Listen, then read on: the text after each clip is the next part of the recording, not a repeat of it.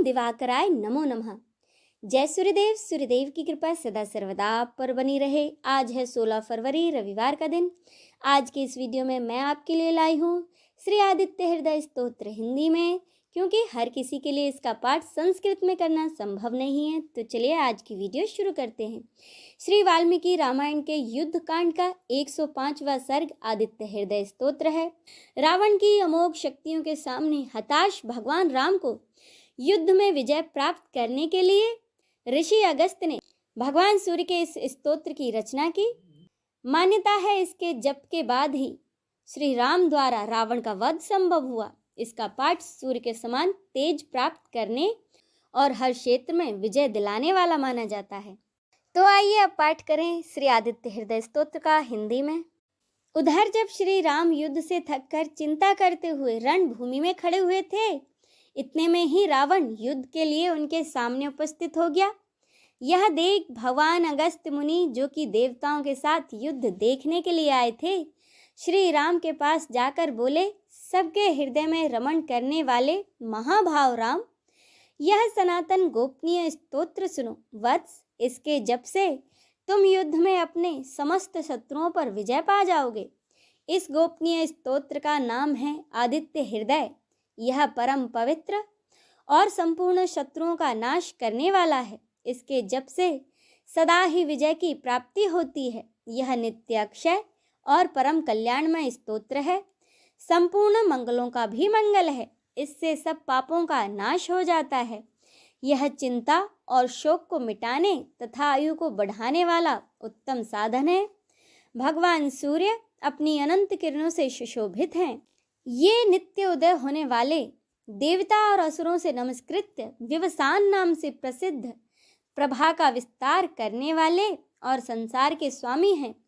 तुम इनका ऋषिमते नमः, समुद्यन्ते नमः, देवासुर नमस्कृत्याय नमः, विवस्ते नमः, भास्कराय नमः, भुवनेश्वराय नमः, इन मंत्रों के द्वारा पूजन करो।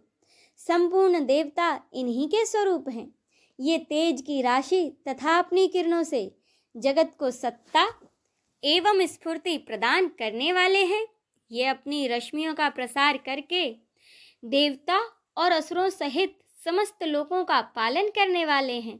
भगवान सूर्य ब्रह्मा, विष्णु, शिव, स्कंद, प्रजापति, महेंद्र, कुबेर, काल, यम, सोम एवं वरुण आदि में भी प्रचलित हैं।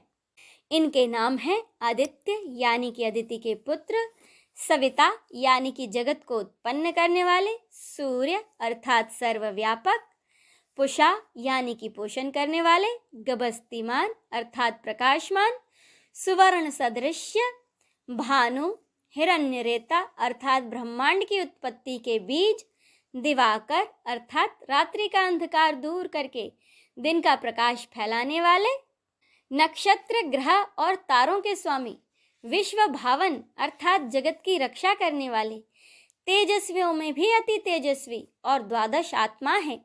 इन सभी नामों से प्रसिद्ध सूर्यदेव आपको नमस्कार है।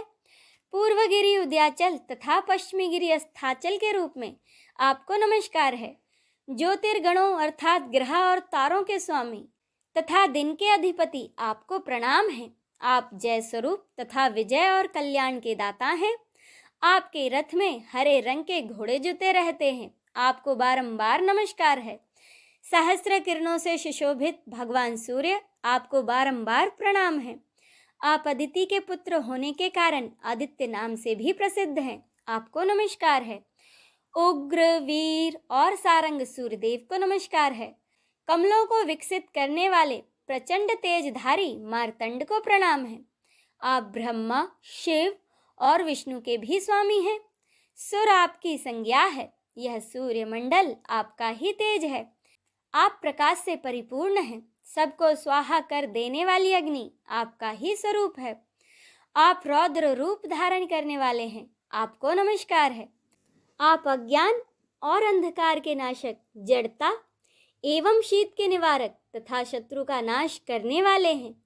आपका स्वरूप अप्रमेय है। आप कृतघ्नों का नाश करने वाले और संपूर्ण ज्योतियों के स्वामी और देव स्वरूप हैं। आपको नमस्कार है। आपकी प्रभा तपाए हुए सोने के समान है। आप हरि और विश्वकर्मा हैं, तम के नाशक, प्रकाश स्वरूप और जगत के साक्षी हैं। आपको नमस्कार है। रघुनंदन, ये भगवान सूर्य ही संपूर्ण भूतों का संहार, सृष्टि और पालन करते हैं। ये अपनी किरणों से गर्मी पहुंचाते हैं और वर्षा करते हैं। ये सब भूतों में अंतर्यामी रूप से स्थित होकर उनके सो जाने पर भी जागते रहते हैं। ये ही अग्निहोत्र तथा अग्निहोत्री पुरुषों को मिलने वाले फल हैं। वेदों, यज्ञ और यज्ञों के फल भी ये ही हैं। संपूर्ण लोकों में जितनी क्रियाएं होती हैं, उन सब का फल देने में ये ही पूर्ण समर्थ हैं। राघव, विपत्ति में, कष्ट में, दुर्गम मार्ग में तथा किसी भय के अवसर पर जो कोई पुरुष इन सूर्यदेव का कीर्तन करता है, उसे दुख नहीं भोगना पड़ता। इसीलिए तुम एकाग्रचित होकर इन देवादिदेव जगदीश्वर की पूजा करो। इस आदित्य हृदय का 3 बार जप करने से तुम युद्ध में विजय पाओगे। महाभाव, तुम इसी क्षण रावण का वध कर सकोगे।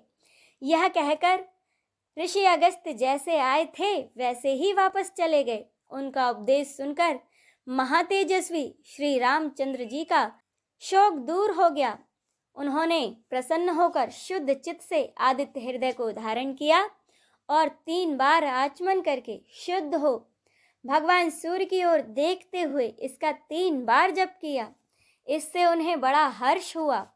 फिर परम पराक्रमी रघुनाथ जी ने अपना धनुष उठाकर रावण की ओर देखा और उत्साहपूर्वक विजय प्राप्ति के लिए वे आगे बढ़े। उन्होंने पूरा प्रयत्न करके रावण के वध का निश्चय किया।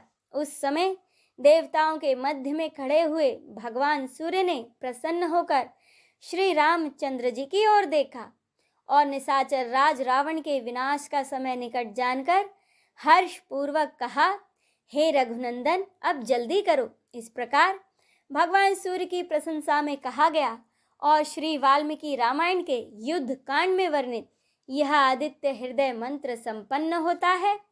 बोलिए सूर्य देव की जय, भगवान श्री रामचंद्र की जय, भगवान विष्णु की जय।